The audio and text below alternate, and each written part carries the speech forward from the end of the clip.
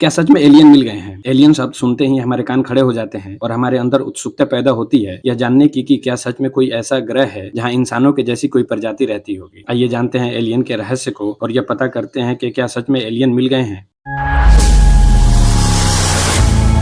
आपने कई दफा न्यूज में यूएफओ के बारे में पढ़ा या सुना होगा। कई बार दावा भी किया गया है कि आसमान में यूएफओ देखे गए हैं। आपने यह कहानी भी सुनी होगी कि अमेरिका में एक किसान को उसके खेत में कोई अजीबोगरीब चीज मिला, फिर उसने पुलिस को इन्फॉर्म किया और सरकार ने उस चीज को अपने कब्जे में ले लिया। फिर यह बात चारों तरफ फैल गई कि अमेरिका में एलियंस मिले हैं, लेकिन सरकार छुपा रही है। क्या है इसके पीछे की असली कहानी, आइए जानते हैं। 24 जून 1947 को प्राइवेट पायलट केनेथ आर्नोल्ड ने यह दावा किया कि उन्होंने अमेरिका के सिएटल शहर में एक पहाड़ी के करीब चमकीले यूएफओज को उड़ते हुए देखा है। उन्होंने यह भी कहा कि वो चमकीले यूएफओज बड़ी तेजी से उड़ रहे थे और उनकी स्पीड 2000 किलोमीटर प्रति घंटा भी हो सकती है। इस बात के एक महीना के अंदर अमेरिका में चारों तरफ से खबर आने लगी कि लोगों ने आसमान में यूएफओज को उड़ते हुए देखा है। इन सब के बीच मैक ब्रेजेल नाम के एक आदमी ने दावा किया कि उसे उसके खेत में अजीब सा चीज मिला है। उसे लगा यूएफओ वाली बात सच है और उसे किसी यूएफओ का मलबा मिला है। मैक ब्रेजेल ने यह अजीब सी चीज एक आर्मी के ऑफिसर को देता है और अगले ही दिन आर्मी की तरफ से एक स्टेटमेंट आती है कि यूएफओ वाली बात अब हकीकत बन गई है, क्योंकि हमें उससे रिलेटेड कुछ सबूत हाथ लगे हैं। लेकिन फिर अगले ही दिन यह बताया जाता है कि खेत में मिला हुआ मलबा किसी यूएफओ का नहीं बल्कि एक वेदर बलून का है। 1970 के दशक में यह दावा किया गया कि न्यू मैक्सिको में एक यूएफओ उड़ता हुआ देखा गया। उस यूएफओ पे आसमान से बिजली कड़की और वह क्रैश कर गया और उसमें बैठे सारे एलियंस मारे गए। हालांकि लोगों का मानना था कि क्रैश साइट पे एक जिंदा एलियन भी मिला था, लेकिन अमेरिकी आर्मी ने उस एलियन को एक सीक्रेट जगह पे रख दिया है और अमेरिकी आर्मी उस एलियन की मदद से एलियन लाइफ और टेक्नोलॉजी पे रिसर्च कर रहे हैं। हालांकि अमेरिकी गवर्नमेंट ने न कभी उस बात को स्वीकार किया, न ही उससे इनकार किया। इन सब अफवाहों और कहानियों के पीछे यूएस गवर्नमेंट की कोई और मंशा, और इसको समझने के लिए आपको समय में थोड़ा और पीछे जाना होगा। 1947 में अमेरिका और सोवियत यूनियन के बीच कोल्ड वॉर शुरू हो गया। Soviet union nuclear weapon develop कर रहा था और अमेरिका उसकी जासूसी करना चाहता था। इसलिए अमेरिका को ऐसे प्लेन बनाने और टेस्ट करने थे जो बहुत तेजी से और बहुत ऊंचा उड़ सके। अमेरिका अपने इस प्रोजेक्ट को सेक्रेट रखना चाहता था, इसलिए अमेरिका ने बहुत ही रिमोट लोकेशन पर मिलिट्री बेस बनाया और उसे नाम दिया एरिया 51। इसी एरिया 51 में अमेरिका ने अपना पहला spy plane U-2 spy airplane बनाया। $22 मिलियन